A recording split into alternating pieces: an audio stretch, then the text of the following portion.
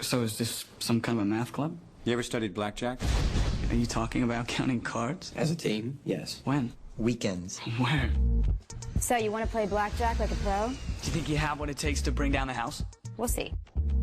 Let's start at the beginning with a little history of the game. Like many beautiful and aggravating things, the history of blackjack can be attributed to the French.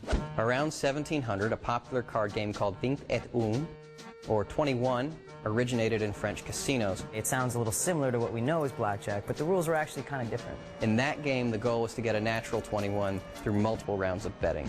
It was only when it was imported to the U.S. in the 1800s that it developed into the game we know today. Oh! This never happens! This never happens! So, how do you play blackjack like a pro? We all know the object of the game is to get as close to 21 without busting.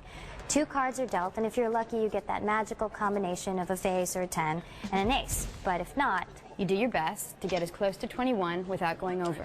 So what is so special about this game? Many men have asked that question. One man that attempted to answer that question was mathematician Roger Baldwin. In 1956, he, along with some other number-crunching buddies, published a paper called The Optimum Strategy in Blackjack. This later evolved into what we know as basic strategy. Basic strategy is a set of rules to play by that, if adhered to, will lessen the casino's winning edge to less than 1%. Here you see a chart for basic strategy. And this particular chart is for a common 6 to 8 deck game you would find in Las Vegas, where the dealer has to hit on soft 17. It's a 17 that includes an ace being counted as 11. You're allowed to double after splitting cards. You're allowed to split aces multiple times. You can only get 1 card dealt when you split aces, and blackjack pays 3 to 2. Did you get any of that? If you look at the left side, you'll see every combination of what hand you could be dealt. And if you look at the top, you see what the dealer's up card is. All you have to do is follow what the chart tells you to do, and in this case, you would lower the casino's advantage to only 0.44%, or 44 cents for every $100 played over a long average. You're good with that, right? All right. Guess what? You're still losing. You know, even if you got this thing memorized perfectly, at best you're at a 1% disadvantage to the house. so how do we fix that? Well, that's where me and my friends can help you out. We can show you how to turn the advantage around to benefit you. Blackjack, unlike any other game, has a history and a future. The cards that have been dealt absolutely influence the cards that will be dealt. So how do you make this work for you? Through counting cards. You might say, I can't count cards. I can barely keep my checkbook balanced. But you would be wrong. It might sound like you have to memorize every card that comes out of the deck, but in reality, all you really need to do is add and subtract. This system is called the +1, -1 balanced system. In this strategy, cards 2 through 6 are given a value of +1, 7 through 9 are 0, they're neutral, and all 10s, face cards, and aces are given a value of -1. Now, as the cards are dealt, all you have to do is add or minus 1 to keep a count. I mean, for example, If you're sitting at the table with 5 players and the dealer, if the dealer deals the following hands, King 2, 7, 6, 2, 5, 3, 9, a blackjack, and an up card of 5 for themselves.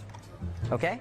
Now you simply go down the line and add it up. King is -1 and 2 is +1, so that cancels itself out to 0. Now you just go down the line. 6, 7, +1. 2, 5, now you're up to +3. 3, 9, now you got +4.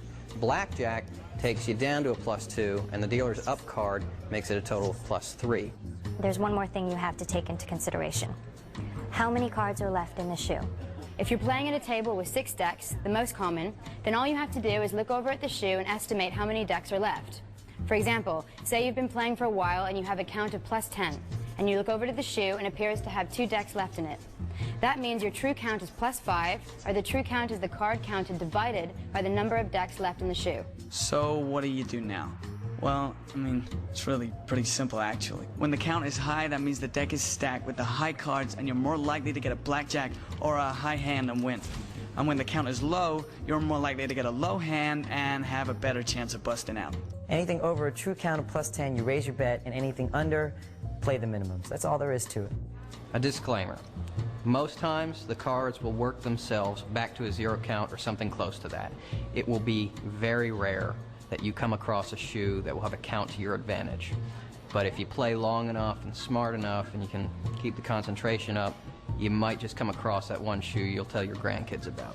So remember, card counting takes concentration and diligence, and while it might not be illegal, casinos don't exactly encourage it.